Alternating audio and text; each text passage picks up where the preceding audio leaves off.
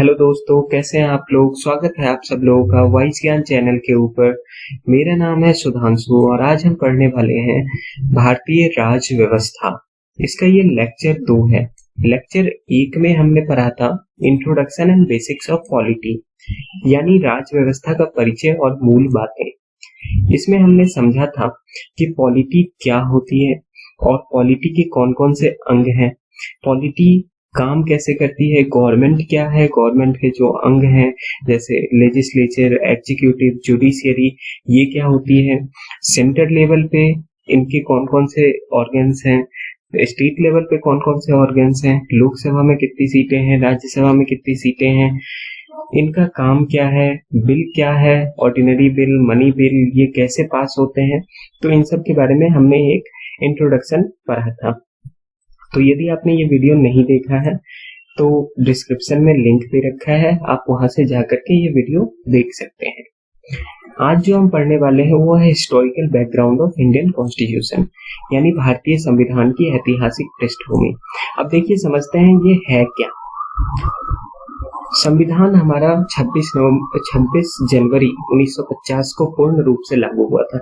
ये पूर्ण रूप से लागू होने का क्या मतलब है ये मैं आपको आगे बताऊंगा, पर फिलहाल समझिए कि 26 जनवरी 1950 को लागू हुआ था। लेकिन उससे पहले की जो घटनाएं हैं, कब ईस्ट इंडिया कंपनी भारत में आई और कब कंपनी रूल आया, कब क्राउन रूल आया, उसके बाद ये जो डेवलपमेंट है, इस बीच की सारी चीजें कैसे कैसे हम आगे बढ़े, तो वो सारी चीजें हम इसमें हिस्टोरिकल बैकग्राउंड में कवर करेंगे। इसके आगे के जो लेक्चर्स होंगे, sources of Indian constitution, salient features of Indian constitution, making of Indian constitution और प्रीएम्बल, ये आगे के लेक्चर्स में आने वाले हैं। पर फिलहाल हम समझते हैं इसकी ऐतिहासिक पृष्ठभूमि। तो सबसे पहले देखते हैं कि ये ब्रिटिश जो है 1600 ईस्वी में भारत आए थे, ईस्ट इंडिया कंपनी या फिर ब्रिटिश ईस्ट इंडिया कंपनी के नाम पे। अब ये भारत क्यों आए थे, तो ये जो मैप आपको दिख रहा है इसमें आप देख सकते हैं जो इंडोनेशियन सब कंटिनेंट था, बेसिकली इंडोनेशिया के जो आइलैंड्स थे वहां पे ये मसालों का व्यापार करने आए थे।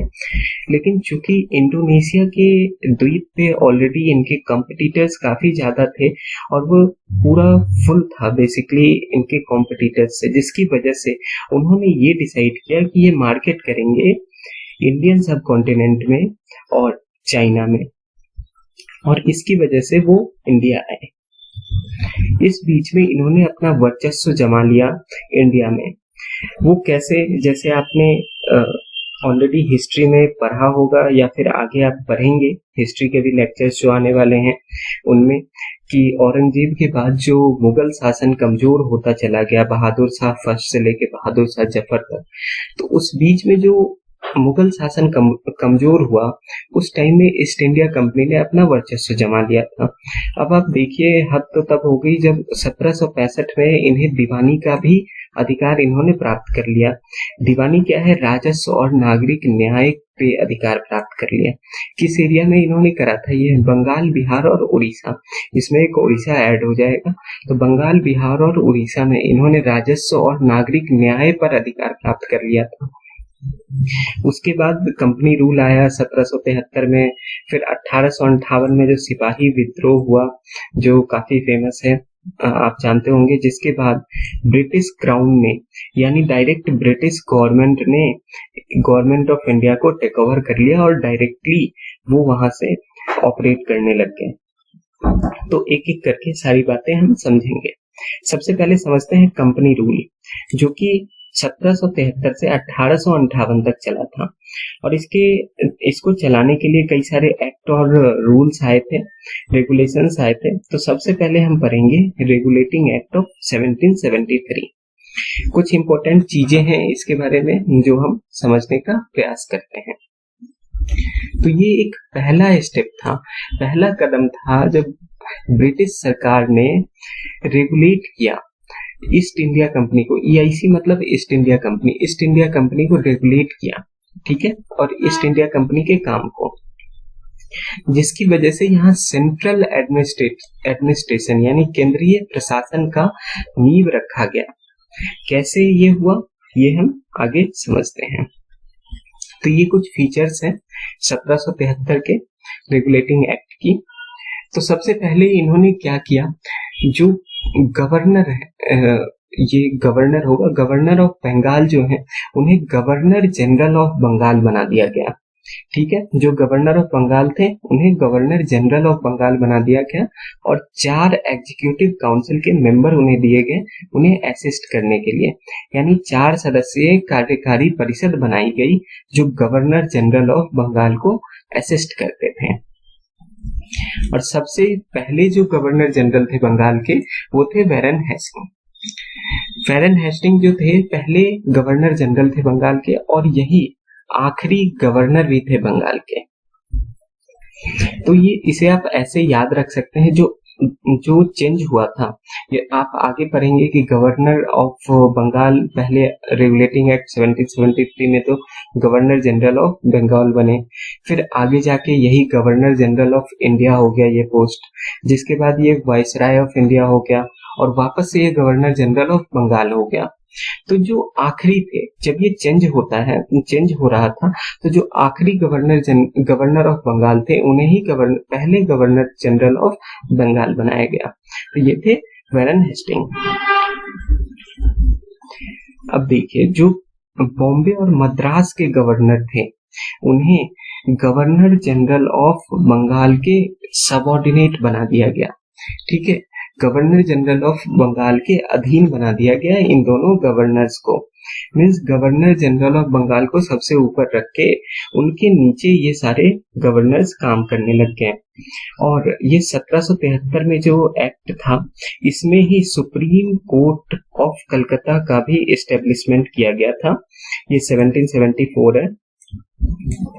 तो 1774 में सुप्रीम कोर्ट ऑफ कलकत्ता को एस्टेब्लिश किया गया।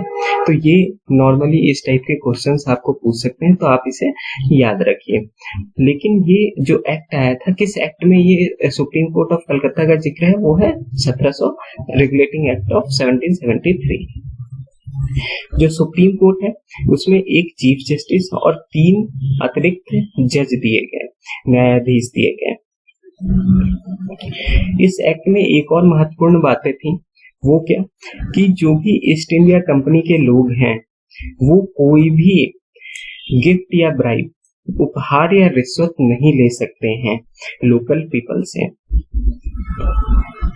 और ब्रिटिश सरकार ने ये डायरेक्ट किया कि रेवेन्यू, सिविल और मिलिट्री अफेयर्स में, यानी राजस्व, नागरिक और सैन्य मामलों में जो भी कोर्ट ऑफ डायरेक्टर हैं, उन्होंने एक कोर्ट ऑफ डायरेक्टर बनाया था। कोर्ट ऑफ डायरेक्टर्स से रिपोर्ट मांगी, तो कोर्ट ऑफ डायरेक्टर्स को रिस्पॉन्सिबल किया गया राजस्व, नागरिक और सैन्य मामलों में। जिसके बाद ये तो रेगुलेटिंग एक्ट ऑफ 1773 की बात हो गई। फिर 1781 में भी एक एक्ट आया था जो कि जो 1773 में जो एक्ट्स थे उन्हीं को रेक्टिफाई करने के लिए था। अब देखते हैं पिट्स इंडिया एक्ट 1784। इसमें क्या हुआ था? तो पिट्स इंडिया एक्ट 1784 में वाणिज्य और राजनीतिक मामलों को अलग कर दिया गया। कैसे अलग किया गया? पहले अभी हमने पढ़ा था कि कोर्ट ऑफ डायरेक्टर्स को 1773 में सारे पावर्स दे दिए गए थे, पर इस बार ये पावर्स कोर्ट ऑफ डायरेक्टर्स को केवल और केवल कॉमर्शियल अफेयर्स में, यानी वाणिज्यिक मामलों में दिया गया। तो वाणिज्यिक मामले के प्रबंधन के लिए कोर्ट ऑफ डायरेक्टर्स को पावर दिया गया। और बोर्ड ऑफ कंट्रोल, नियंत्रण बोर्ड को राजनीतिक मामलों का अधिकार दिया गया। तो आप देख सकते हैं कि दोनों वाणिज्यिक और राजनीतिक मामलों को कैसे अलग किया गया। और इसी की वजह से डुअल गवर्नमेंट भी हो गया, दोहरी सरकार। एक कोर्ट ऑफ डायरेक्टर के पास कुछ पावर्स है, कुछ बोर्ड ऑफ कंट्रोल के पास पावर है। तो इसे ही हम डुअल गवर्नमेंट कहते हैं। जब पावर्स डिस्ट्रीब्यूट हो रहे हो और कितने भागों में डिस्ट्रीब्यूट हुए, यहाँ 2 भागों में डिस्ट्रीब्यूट हुआ, तो ये डुअल गवर्नमेंट इसे कहा गया।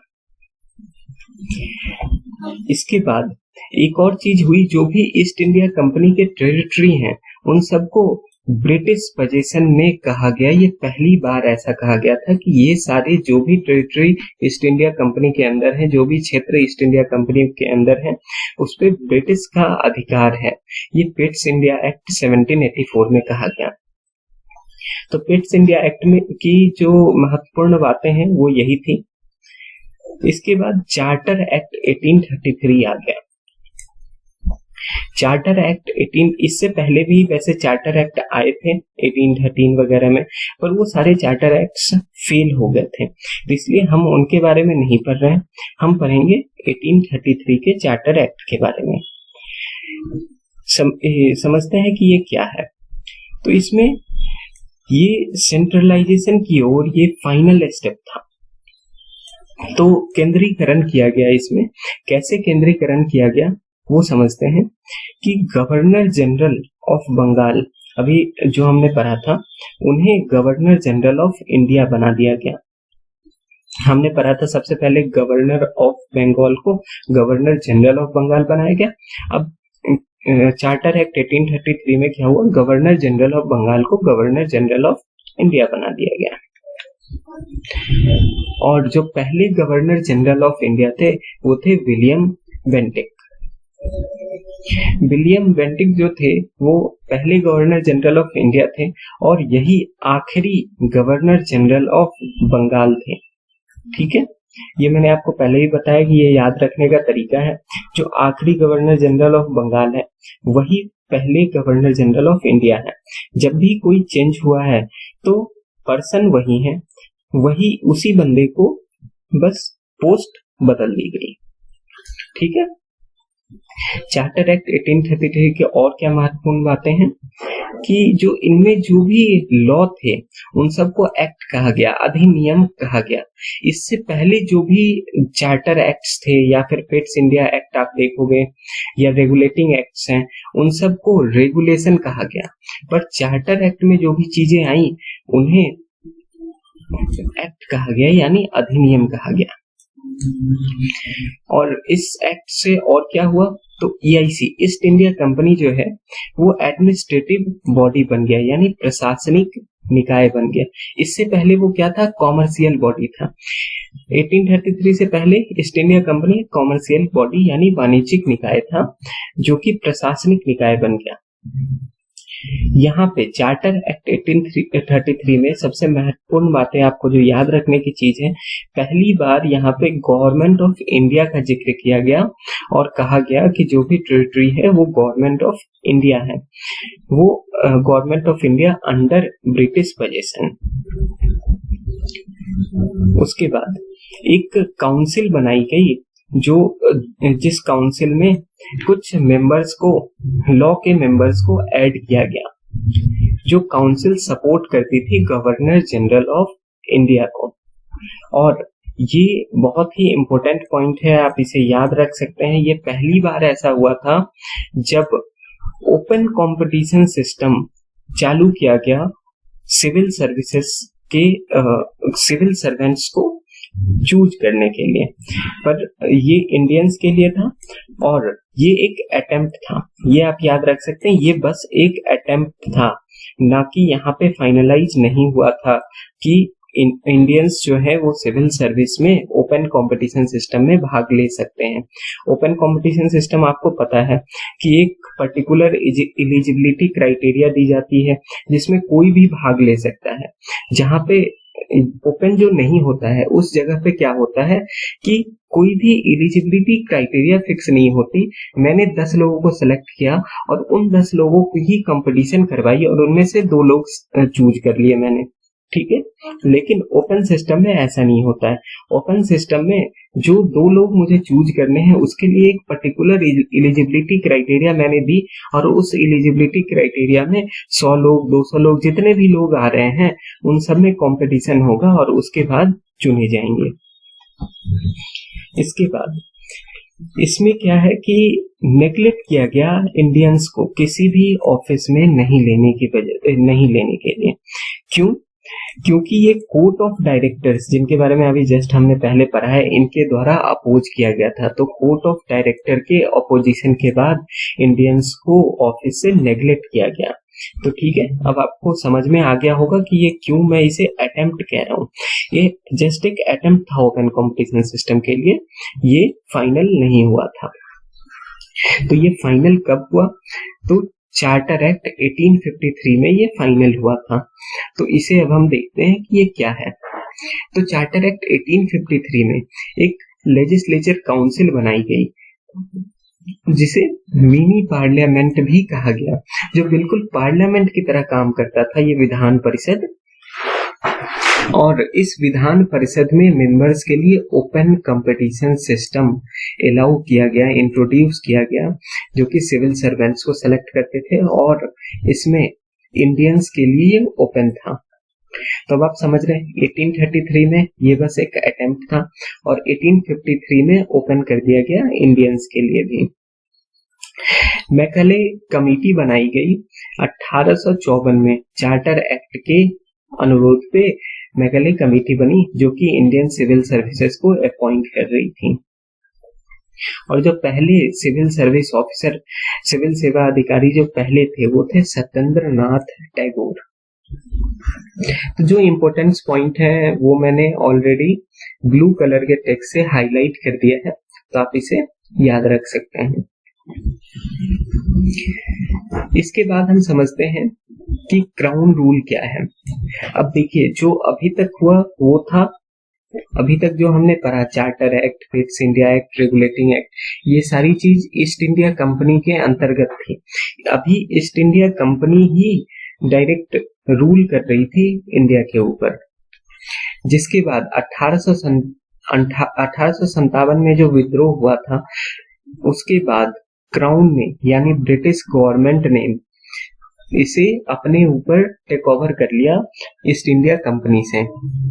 तो ये 1857 के विद्रोह के बाद आया था, और इसे क्राउन रूल को, या फिर गवर्नमेंट ऑफ इंडिया एक्ट 1858, इसको जीओआई भी शॉर्ट में कई जगह लिखा होता है, तो आप इसे ध्यान रखें कि जीओआई, इसे एक्ट ऑफ गुड गवर्नेंस भी कहा गया। इसमें डायरेक्ट ब्रिटिश गवर्नमेंट का रूल हो गया, ये डायरेक्ट प्रत्यक्ष शासन था ये ब्रिटिश गवर्नमेंट के द्वारा। इससे पहले हम देख रहे थे ईस्ट इंडिया कंपनी में प्रत्यक्ष शासन नहीं था, गवर्नमेंट को रिपोर्ट कर रही थी ईस्ट इंडिया कंपनी, और ईस्ट इंडिया कंपनी शासन कर रही थी। पर इस वक्त डायरेक्ट क्राउन ने रूल करना शुरू कर दिया इंडिया के ऊपर, जिसकी वजह से ईस्ट इंडिया कंपनी को एबॉलिश कर दिया गया। और क्या क्या चेंजेस हुए वो हम देखते हैं। गवर्नर जनरल ऑफ इंडिया को चेंज कर दिया गया वायसराय ऑफ इंडिया के रूप में, और पहले जो वायसराय थे वो थे कैनिंग, लॉर्ड कैनिंग, और यही आखिरी गवर्नर जनरल ऑफ इंडिया भी थे इससे पहले, क्राउन रूल से पहले। उन्हें ही उसी पोस्ट का नाम वायसराय ऑफ इंडिया कर दिया गया। इससे पहले हमने देखा था कि board of centre and court of directors को जो पावर दिए गए थे चार्टर एक्ट और पिट्स इंडिया एक्ट में, उन सब को एबॉलिश कर दिया गया, ये सिस्टम ही एबॉलिश कर दी गई, और सेक्रेटरी ऑफ स्टेट बनाया गया। जो सेक्रेटरी ऑफ स्टेट थे वो ब्रिटिश क्राउन के पावर को एक्सरसाइज कर रहे थे इंडिया में, ठीक है। तो जो भी ब्रिटिश क्राउन के तरफ से जो भी निर्देश आते थे वो सेक्रेटरी ऑफ स्टेट फॉलो करवाते थे अंडर वायसराय ऑफ इंडिया। जो सेक्रेटरी होते थे, सेक्रेटरी ऑफ स्टेट जो थे, वो कैबिनेट का हिस्सा थे और पार्लियामेंट के लिए रिस्पॉन्सिबल थे। कहाँ के पार्लियामेंट के लिए? तो ये ब्रिटिश पार्लियामेंट के लिए।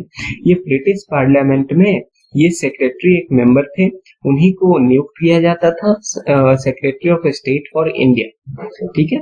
और ये रिस्पॉन्सिबल होते थे वहां के, जैसे अभी हम देखेंगे पार्लियामेंट में कोई भी मेंबर सांसद होते हैं, अभी की बात कर रहा हूं मैं, तो कोई भी मेंबर सांसद होते हैं तो वो रिस्पॉन्सिबल होते हैं कि अपने काम के लिए, पार्लियामेंट में जो भी उनके काम होते हैं उसके लिए रिस्पॉन्सिबल होते हैं। तो ये जो सेक्रेटरी होते थे ये ब्रिटिश गवर्नमेंट के पार्लियामेंट के अंदर मेंबर होते थे, और उन्हें एक नियुक्ति दी जाती थी इंडिया में कि वो इंडिया में आके काम करें।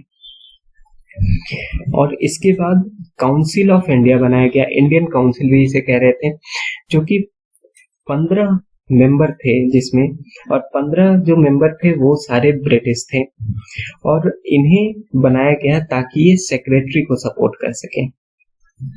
सेक्रेटरी को बनाया गया था ताकि सेक्रेटरी वायसराय को सपोर्ट कर सके, और एक इंडियन काउंसिल बनाया गया 15 मेंबर के इंग्लिश टीम को लेके, जो कि सेक्रेटरी ऑफ स्टेट को सपोर्ट कर सके। जो एडमिनिस्ट्रेशन थी, एडमिनिस्ट्रेशन यूनिटरी और रिजिड बन गई, रिजिडली सेंट्रलाइज्ड बन गई। इससे पहले हमने देखा था जो ईस्ट इंडिया कंपनी के रूल्स थे उसमें court of director of and board of centre को ये पावर दिया गया था, अलग अलग पावर, वाणिज्यिक, राजनीतिक जो विभागों की पावर्स थी, पर ये एडमिनिस्ट्रेशन इस केस में डायरेक्ट सेक्रेटरी ऑफ स्टेट और वायसराय के नीचे जो काम कर रहे थे उनके पास दे दी गई। ये टोटली सेंट्रलाइज्ड हो गया ये पावर। अब इनके पास देखते हैं कि काउंसिल के पास पावर क्या क्या थी। तो लेजिस्लेचर, एग्जीक्यूटिव, सिविल और मिलिट्री फंक्शन की पावर्स काउंसिल ऑफ इंडिया को दे दिया गया, जो कि रिपोर्ट कर रहे थे सेक्रेटरी ऑफ स्टेट को। तो गवर्नमेंट ऑफ इंडिया एक्ट 1858 में इतना ही था। अब हम पढ़ते हैं इंडियन काउंसिल एक्ट 1861, ये क्या था। तो इंडियन काउंसिल एक्ट 1861 जो था उसमें वायसराय ने नॉमिनेट किया लेजिस्लेचर काउंसिल को, यानी विधान परिषद को नॉमिनेट करना शुरू किया वायसराय ने, जिसमें सबसे पहली बार 1862 में लॉर्ड कैनिंग ने नॉमिनेट किया था राजा ऑफ बनारस, पटियाला के महाराजा और सर दिनकर राव को लेजिस्लेटिव काउंसिल में। तो सबसे पहले इंडियन काउंसिल एक्ट में इन्हें बताया गया वायसराय नॉमिनेट कर सकते हैं लेजिस्लेचर काउंसिल को, और उन्होंने सबसे पहले किन्हें नॉमिनेट किया था। और इंडियन काउंसिल एक्ट में इन्होंने बंगाल और बॉम्बे प्रेसिडेंसी की पावर को भी रिस्टोर किया, इनकी शक्ति वापस से बहाल कर दी। इनकी शक्ति जो खत्म कर दी गई थी जब गवर्नर जनरल ऑफ इंडिया बनाए गए थे, उन्हें रिस्टोर कर दिया गया। लेजिस्लेटिव काउंसिल बंगाल की बनाई गई 1862 में, और नॉर्थ वेस्ट प्रोविंस की बनाई गई 1866 में। नॉर्थ वेस्ट जो प्रोविंस है ये करंटली अभी पाकिस्तान में स्थित है। लेजिस्लेटिव काउंसिल पंजाब की बनाई गई थी 1897 में। ये सारे इंडियन काउंसिल एक्ट 1861 के अकॉर्डिंग ही बनाए गए थे। इसमें जो एक इम्पोर्टेंट चीज और आ जाती है 1861 के इंडियन काउंसिल एक्ट में, वो है पोर्टफोलियो सिस्टम। पोर्टफोलियो सिस्टम को 1859 में इंट्रोड्यूस किया गया था वायसराय लॉर्ड कैनिंग के द्वारा, जिसे मान्यता मिल गई 1861 के इंडियन काउंसिल एक्ट में। पोर्टफोलियो सिस्टम क्या होता है? पोर्टफोलियो सिस्टम यानी अभी के सिस्टम से यदि आप कंपेयर करें तो जो मिनिस्टर्स होते हैं हमारे यहाँ, जैसे एग्रीकल्चर मिनिस्टर बनाए गए, ह्यूमन रिसोर्स डेवलपमेंट मिनिस्टर बनाए गए, तो इस टाइप की जो मिनिस्ट्री दी जाती है उसे ही हम पोर्टफोलियो सिस्टम कहते हैं।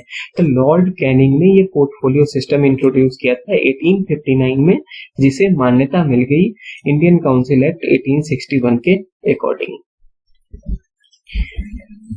इसके साथ ही इन्होंने वायसराय को पावर दी कि ऑर्डिनेंस बना सके, यानी अध्यादेश ला सके। वायसराय को ये पावर दी गई इंडियन काउंसिल एक्ट के अंतर्गत। अब अध्यादेश क्या होता है? ये एक अस्थायी अधिनियम आप कह लें, टेम्पररी एक्ट। जैसे अभी करंट सिस्टम में हम बात करते हैं तो जो लोकसभा की जो सिटिंग होती है नॉर्मली वो 6 महीने से ज्यादा नहीं हो सकती, तो 2 महीने, 3 महीने, 4 महीने के गैप पे होती है। इस बीच में यदि सरकार को किसी टाइप का कोई लॉ बनाना है, आपने पढ़ा था जैसे जो बिल है, लॉ कैसे बनते हैं, सबसे पहले लोकसभा में पेश होता है, फिर राज्यसभा में पेश होता है, और दोनों जगह से वोटिंग के बाद ये प्रेसिडेंट के पास सहमति के लिए जाता है। जब प्रेसिडेंट इन्हें सहमति दे देते हैं तो राष्ट्रपति के सहमति के बाद ही ये लॉ बन पाता है। पर जिस वक्त लोकसभा और राज्यसभा काम नहीं कर रहा है, आप उस वक्त सोचिए ये लॉ कैसे आएगा। तो उस वक्त लॉ नहीं बल्कि अध्यादेश आता है, जो एक टेम्पररी एक्ट होता है जो गवर्नमेंट डायरेक्ट निकाल सकते है अभी के सिस्टम में। अब आप इसी को समझिए कि इंडियन काउंसिल एक्ट 1861 में यही पावर वायसराय को दे दिया गया था कि वो अध्यादेश जारी कर सकते हैं। ये 1861 काउंसिल एक्ट की सारी महत्वपूर्ण बातें थी। अब हम समझते हैं 1892 के काउंसिल एक्ट की। इसमें बहुत ज्यादा कोई डेवलपमेंट नहीं है, लेकिन कुछ चीजें इंपॉर्टेंट है, वो समझने की बात है। 1892 के काउंसिल एक्ट में बजट के डिस्कशन का पावर और क्वेश्चन पूछने का पावर दे दिया गया कार्यपालिका को।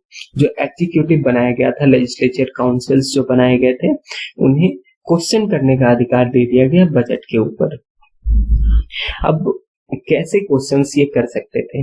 जैसे आज भी जो बजट पेश होता है, यदि आज के समय से हम देखें तो जो बजट पेश होता है उसके ऊपर लंबा डिस्कशन होता है, पर यहाँ पे जो मेंशन है वो जस्ट क्वेश्चन है। तो वो जो भी मेंबर्स एग्जीक्यूटिव के थे वो क्वेश्चन पूछ सकते थे और क्रॉस क्वेश्चन नहीं हो सकता था यहाँ पे। मतलब जैसे मैंने आपसे पूछा कि ये कैसे होता है, तो आपने जवाब दे दिया, बस यहीं पे ये क्वेश्चन खत्म हो गया। इसके आगे मैं ये नहीं पूछ सकता, आपके जवाब के ऊपर वापस से मैं सवाल नहीं कर सकता। तो 1892 में बस क्वेश्चन पूछने का अधिकार दे दिया गया था। और जो नॉन ऑफिशियल मेंबर्स थे उन्हें भी लेजिस्लेचर काउंसिल में मनोनीत करने का अधिकार दे दिया गया वायसराय को। तो ये दो बातें थी 1892 के काउंसिल एक्ट के बारे में। इसके बाद हम पढ़ते हैं 1909 के काउंसिल एक्ट के बारे में, जिसे हम मॉडले मिंटो रिफॉर्म भी कहते हैं। मॉडले मिंटो सुधार जो था वो क्या था ये हम, और इसको मॉडले मिंटो रिफॉर्म क्यों कहते हैं काउंसिल एक्ट 1909 को? तो मिंटो जो थे उस वक्त 1909 में वायसराय थे और मॉडले सेक्रेटरी ऑफ स्टेट थे। तो इन दोनों के अनुरोध पर जो एक्ट लाया गया था उसे ही हम मॉडले मिंटो रिफॉर्म कहते हैं या फिर इंडियन काउंसिल एक्ट 1909 कहते हैं। इसमें मेंबर्स को सप्लीमेंट्री क्वेश्चन पूछने की अनुमति दे दी गई। ठीक है, सप्लीमेंट्री क्वेश्चंस क्या है?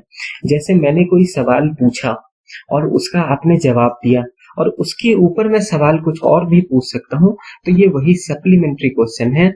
इससे पहले मैंने आपको बताया कि 1892 में क्या था कि मैंने एक कोई भी क्वेश्चन पूछा, आपने जवाब दे दिया। अब बस इतना ही, ये यहाँ पे खत्म हो गया। इसके बाद मैं कोई फर्दर क्वेश्चन नहीं पूछ सकता हूँ। यदि मैं फर्दर क्वेश्चन पूछता हूँ तो यही सप्लीमेंट्री है। ठीक है, ये सप्लीमेंट्री है। तो इसका अधिकार दिया गया था मॉडले मिंटो रिफॉर्म में, जो कि था इंडियन काउंसिल एक्ट 1909। इसमें मेंबर्स को रिजोल्यूशन के लिए यानी सारे मामलों में क्वेश्चंस ये पूछ सकते थे, जो भी मेंबर्स थे एग्जीक्यूटिव के, किन मामलों को छोड़ के। तो इन्हें क्वेश्चन पूछने का अधिकार तो दिया गया, लेकिन सशस्त्र बलों यानी आर्म्ड फोर्सेस, फॉरेन अफेयर्स और इंडियन स्टेट के बारे में कोई भी क्वेश्चन नहीं कर सकते थे और बाकी सारी चीजों के ऊपर ये क्वेश्चन कर सकते थे। ये पावर दिया गया मेंबर्स को। और provided associations of Indian with executive council of viceroy and governor. तो ये जो सपोर्ट था भारतीयों को, जो इंडियन मेंबर्स थे, ये उन्हें दे दिया गया था कि वो वायसराय और गवर्नर जनरल के एग्जीक्यूटिव काउंसिल को प्रोवाइड करवा सकते हैं। अब समझते हैं जो पहले इंडियन थे जो एग्जीक्यूटिव काउंसिल जिन्होंने ज्वाइन किया था, वो थे सत्येंद्र प्रसाद सिन्हा। तो सबसे पहले ये समझिए कि वायसराय और गवर्नर के अंदर जो एग्जीक्यूटिव काउंसिल काम कर रही थी, उनके अंदर इंडियंस नहीं थे। तो इंडियंस को जाने की अनुमति दी मॉन्टे मिर्लो रिफॉर्म्स ने, और जिसमें पहले इंडियन जो गए थे वो थे सत्येंद्र प्रसाद सिन्हा। इसमें एक और सबसे बड़ी डेवलपमेंट सामने आई थी जो है कम्युनल रिप्रेजेंटेशन। ये पहली बार ऐसा था जब कम्युनल रिप्रेजेंटेशन दिया गया इंडियन गवर्नमेंट के अंदर किसी एक पर्टिकुलर धर्म को। तो यहाँ से देखिए धर्म के आधार पर बांटने की जो के बारे में जो हम सुनते हैं अंग्रेजों के बारे में, वो यहीं से शुरू हुआ था 1909 में, क्योंकि इसमें मुस्लिम्स को सेपरेट इलेक्शन के थ्रू रिप्रेजेंटेशन दिया गया। इसमें कैसे रिप्रेजेंटेशन दिया गया, तो जो मुस्लिम प्रतिनिधि थे, मुस्लिम प्रतिनिधि केवल मुस्लिम वोट से ही इलेक्ट हो सकते थे, ठीक है। तो ये पहली बार ऐसा था जब कम्युनल रिप्रेजेंटेशन इसमें हुआ था। इससे पहले जो भी डेवलपमेंट थे, क्रिश्चियंस को आने की अनुमति दी गई थी, वो सारे इतने इम्पोर्टेंट नहीं थे और उनमें कुछ इस टाइप का धार्मिक रूप से यदि तुष्टीकरण की बात करें तो वो नहीं था। ये पहली बार ऐसा किया गया, जिसकी वजह से मिंटो को कम्युनल इलेक्ट्रोड का फादर कहा जाता है, यानी सांप्रदायिक मतभेदों के पिता, ये मिंटो को कहा जाता है इस काउंसिल एक्ट के बाद से, जिसमें कम्युनलिज्म को लीगलाइज किया गया, यानी सांप्रदायिकता को वैध करार दिया गया इंडियन काउंसिल एक्ट 1909 में।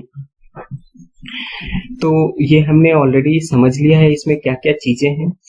जो कल का लेक्चर होगा उसमें हम समझेंगे कि गवर्नमेंट ऑफ इंडिया एक्ट 1919 क्या था, साइमन कमीशन क्या है, पूना पैक्ट क्या है।